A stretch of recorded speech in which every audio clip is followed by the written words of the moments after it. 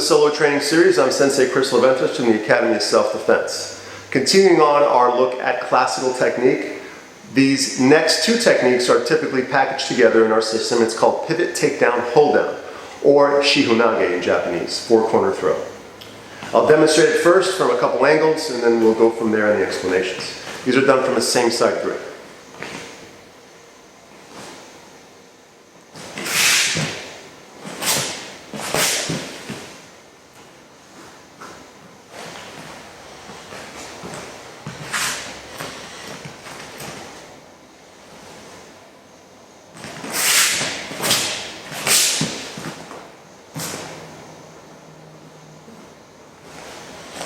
Okay, so there's a bunch of things happening here, and this can be a challenging technique in the beginning.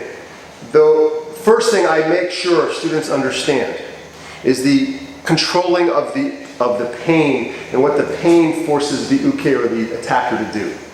So if I'm on the same side grip, I see this a lot. Students will bring the hand over, they'll reach for it out here, and they'll just lift it up and try to do some kind of quarter turn. Grabbing at the wrist, big mistake. So, teaching point number one. When we drop the weight, we want to bring the hand over, or the palm, almost like I want to hug myself. By doing that, it opens up the palm of the attacker, or the uke. As we do that in transition, we grab palm to palm. So I'm grabbing here, let's see if I can demonstrate this correctly. I'm grabbing this way. If I grab high up on the wrist, or even a little bit on the wrist, I'm blocking the potential of the pain, or the potential of the controlling of the uke through pain, right? This is a pain technique. So, I mean, there's other aspects of lead and things there, but generally, I'm getting the position, I'm getting the uke into position through pain, all right? So that pain first starts at the wrist. So as I'm passing it, it starts here, palm towards me. I open up the hand so I can grab very clean, much like the front wrist throw. I take off palm to palm and I twist. So when I twist this, if I'm the uke, what's happening is this. They're turning to alleviate the pain. The pain starts at the wrist, leads into the elbow, and then into the shoulder.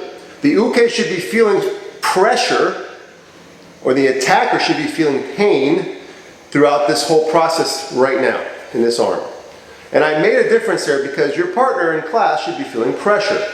I'll talk about the ukeme here later on, but if they're feeling pain right away, then you're either going too fast for them or they're not adapting correctly. So again, we'll look at that. But the attacker in this case, the uke, should be feeling that pain, which gets them to turn a little bit, which allows you to get underneath the arm, and when you pivot, it gets a cleaner turn.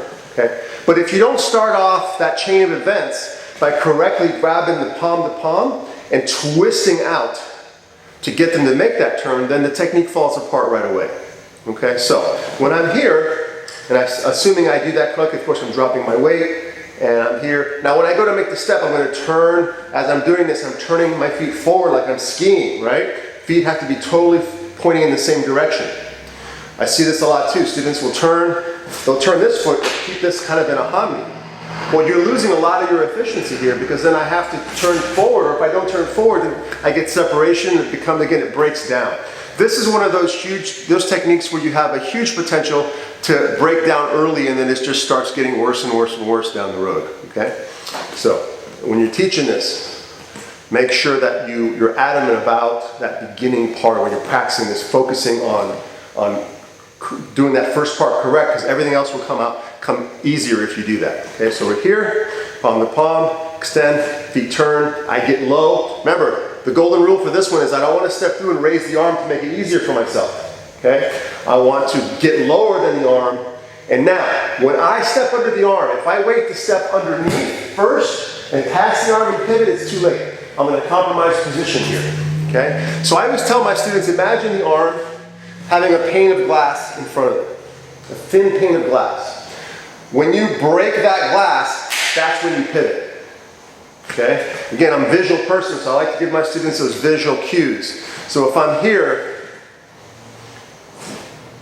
soon the pane of glass is here. As soon as I break that pane of glass, that's when I want to pivot. And when you pivot, you want to make sure it's a full turn. Feet are facing in the opposite X, and they're both pointing in the same direction. And they're not too deep, and I'll reference that in a minute, okay? So let's talk about that actually right now. So, another big mistake, big sin on this one is the way they do everything perfect, they extend through, and that first step, that step underneath the arm is too big. When it's too big, this is what happens. Now I'm in an awkward position. In order to step back with the front leg to get a clean step back, there has to be a little micro adjustment. Your body almost demands it because there's no stability there to step back, okay?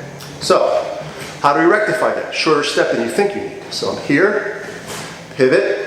As soon as I break that pane of glass, I pivot. So not a big step. I don't need a big step to break that pane of glass. I need a small step.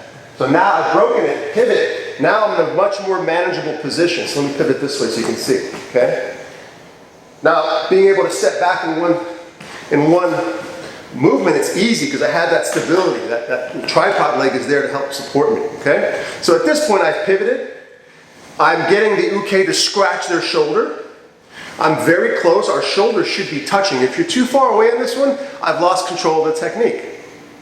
Okay? So I want to be here, and I'm key fingers pointing down to get them to fully scratch their shoulder. At this point, the uke is totally off balance.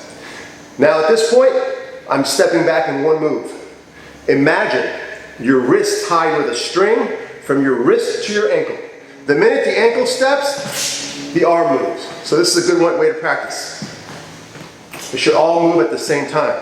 So the uke's back of their hand should land where my foot was, or roughly right around there. So when I step back, I want to be right here. From this point, I want to make sure that my chest is over the elbow. I want my body providing the pressure on the wrist, okay, because the wrist is like this. I don't want to be out here using muscle. I want to use the weight of my body to drop on the elbow, which flattens out the wrist. At that point, I just tell my students, turn the water on. And if the arm is correct, it's perpendicular to the ground, their hand is flat on the mat, and your body weight is providing that pressure. A little bit of twist. I mean like a ½ inch, you'll get your tap. Okay? So those are the important details. Okay? I'll run through them one more time, and we'll kind of notate them one by one. Okay, so let's walk through that one more time and noting all the teaching or important aspects of the technique.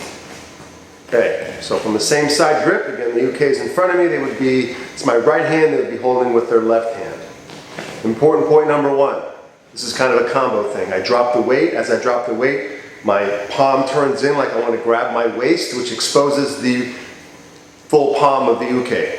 As I do that, this hand begins to reach for the palm, and it kind of takes it off the grip, because this is kind of a wrist break at the same time, if you think about it. So as I come here, it takes the palm, and it twists it in front as high as my own shoulder, roughly. Okay? This could vary depending on the height differences between the uke and the nage. So as I do that, I twist to get that full turn on the uke. And what I'm going to do is I'm going to begin to pivot my feet in the direction I want to go. It should be that rear X of the attacker, or uke. At this point, the hand's totally twisted, and you can lead with your key finger if you like. Okay? My weight is dropped. Important to drop the weight as you do this because I want to get set up to step underneath the arm. At this point, I'm stepping underneath the elbow. Okay? Which is an important point. Let me digress here a minute, just before I forget this. The differences between the pivot takedown, hold down, and the next technique I'm going to teach you, the peel off, is where you step underneath the arm, or the uke's reaction once you step. If there's no reaction, I step underneath the elbow, I have my shihonage or pivot takedown. Okay? If they pull, or you happen to step underneath the wrist, then it can turn into a peel off. Those techniques are kind of like cousins. One will dictate, the movement of the uke or the attacker would dictate which one you do if you're heading in that direction of technique, okay? So, again, back to here. Drop the weight, hug the waist, palm to palm, full twist to get the chain reaction between the wrist, elbow, and shoulder. I get low, both feet facing the same direction. Okay, very important point here.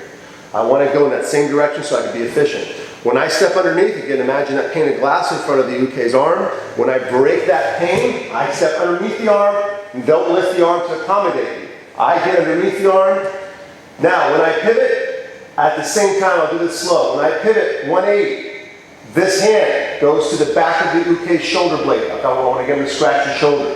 So when I pivot, my extension and energy goes down this way. Uke should be right next to me, shoulders should be touching. If your shoulders aren't touching, you've stepped away too far. You can't have that distance.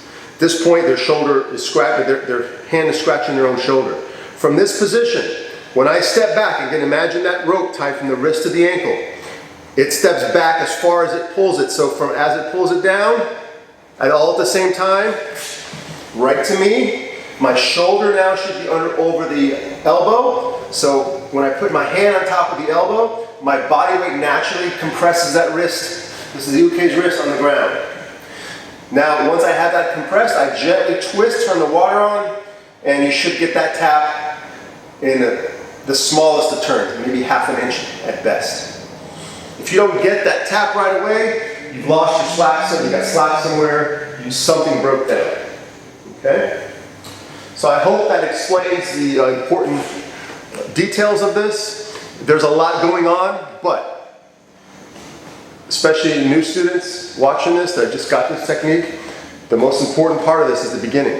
If you don't grab palm to palm, if you don't get this reaction, then it's all lost. It's something you got to fight it. You got to fight to get back, and you have to use muscle. Like we said before, you don't want to use muscle in these techniques. You want to use technique and aspects of that technique to be as efficient as possible. Now, real quick, I'll play the uke on this one. I'll do the best I can, but if I'm grabbing, okay, I'm grabbing the uke's left hand with my right hand, okay? So they're gonna bring me. Now, if you're not a cooperative uke on this, you will learn to be, or you will suffer, okay? Those of you that have done this at higher levels know what I mean. You have to be ahead of this technique. If you're not, you will feel it. No doubt about it, okay? I learned that the hard way, okay? So I'm grabbing. When they're bringing me to expose my palm, I let them have the palm. I don't fight it. I begin to drop my weight along with them. And there's a reciprocal motion there, if you see, right? So as I turn, my feet are forward, I'm beginning to turn. When I feel them put pressure on my hand, you know what I'm going to do? I'm going to let them have it. I'm going to turn. And look how I turn and give them my shoulder, and my feet now are facing the other way. Okay, so they twist, and I let them have it. Look how low I am.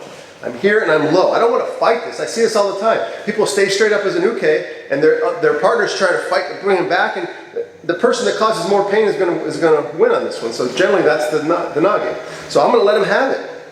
From here, this hand should be up, ready to fall. When I feel a little bit of pressure of downward motion, I fall right away, straight down. And I let them have the arm. And generally what I'll do is, if they do it correctly, they're going to pull that arm towards you. There'll be a little bit of a twisting on the mat. I'll let them have that. Takes out some pressure of the shoulder, and then right away I'm ready to tap again once they get that twisting of the arm. Okay? So, again, I mentioned before in the beginning with my classical technique series that the better uke you are, the better nage you will become, because you are understanding the technique from the other side. Okay, so in this case, this is a prime example. I want to stay ahead of the game a bit. I know where it's going. I want to help accent that technique for the nage, and that makes me get up again without doing this and take my turn. Okay, so that's pivot, takedown, hold down. 2 techniques in the second set of the Nihon Goshin Aikido series. It counts as 2 techniques. I hope you enjoyed that. Until next time, thank you.